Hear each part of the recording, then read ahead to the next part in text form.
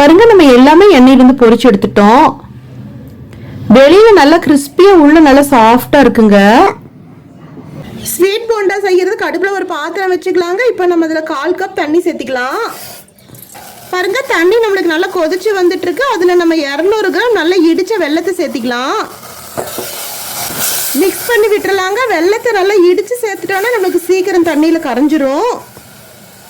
பாருங்க வெல்லம் நல்லா முழுசா கரைஞ்சிருச்சு. இப்போ நம்ம அடுப்பு ஆஃப் பண்ணிடலாங்க. கொஞ்ச நேரத்துக்கு நம்ம செப்பரேட்டா வச்சிடலாம். இந்த வெள்ளக்கரைசல் நல்லா முழுசா ஆறணும். அது வரைக்கும் நம்ம வெயிட் பண்ணணும். இப்போ நம்ம மிக்ஸ் பண்றதுக்கு ஒரு அகலமான பவுல் எடுத்துக்கலாங்க. இந்த பவுல்ல நம்ம 1/2 கப் தயிர் சேர்த்திக்கலாம்.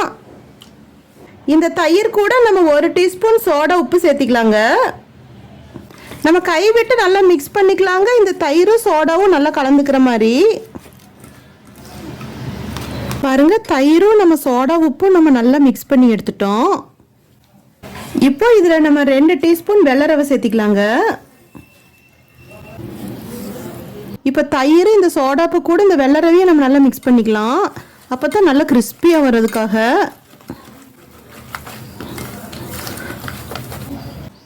பாருங்க இப்போ நல்லா நம்ம கலந்து விட்டுட்டோம்.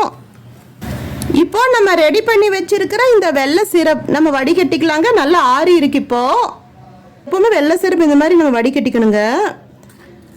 அதில் ஏதாவது டஸ்ட் அந்த மாதிரி இருந்துச்சுன்னா கூட இதில் தேங்கிக்கும். இப்போ நம்ம நல்லா மிக்ஸ் பண்ணி விட்டுடலாம்.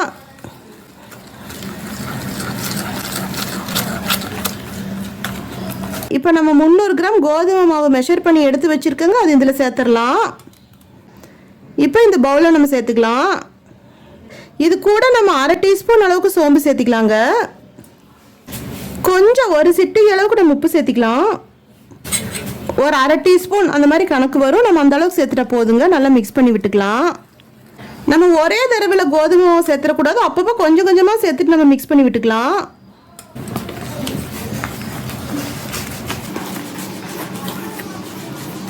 பாருங்க நம்ம எல்லா கோதுமை மாவும் கொஞ்சம் கொஞ்சமாக மிக்ஸ் பண்ணிட்டு இப்போ கெட்டியாக இருக்கு.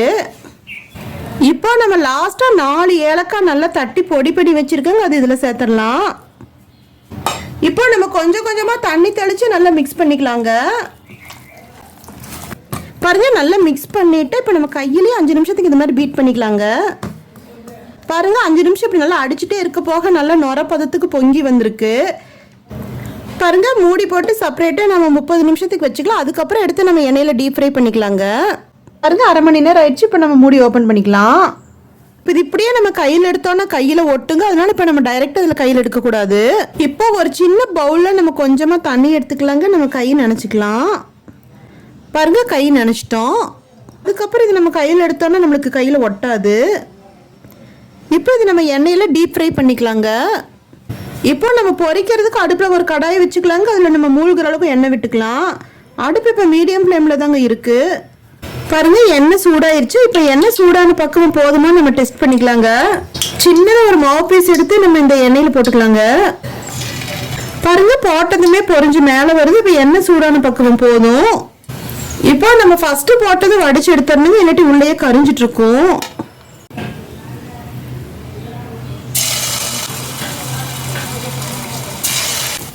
பாருங்க தண்ணியில கை நனைச்சு இப்போ நம்ம ஒரு அடசலுக்கு பொரிச்சிட்டோம். ஒரு தடவைக்கு நம்ம கை நனைச்சோம்னா ஒரு ஃபுல் அடசலுக்கு நம்ம பொரிச்சுக்கலாங்க. இடையில திருப்பி விட்டுலாங்க. அடுப்பு இப்போ மீடியம் ஃப்ளேம்ல தாங்க இருக்கு. நம்ம பெரு விரலுக்கும் செகண்ட் விரலுக்கும் நடுவில் நம்ம மாவு இந்த மாதிரி போட்டோம்னா தான் ஒரே ஈவனா ரவுண்டா வருங்க. இப்போ நம்ம கோல்டன் ப்ரௌனா பொரிச்சுக்கணும். பாருங்க நம்மளுக்கு பொன் நிறமா பொரிஞ்சது போது. இப்போ நம்ம எண்ணெயில இருந்து வடிச்சு எடுத்துடலாம்.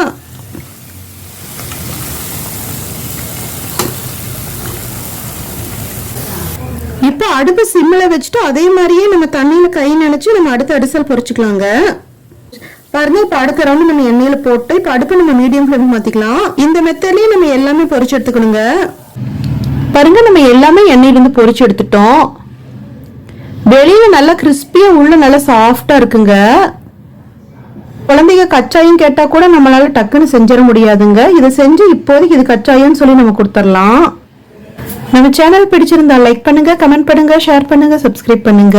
அப்படியே பக்கத்துல இருக்கிற பெல் ஐக்கானை மறக்காம கிளிக் பண்ணுங்க. தேங்க்யூ.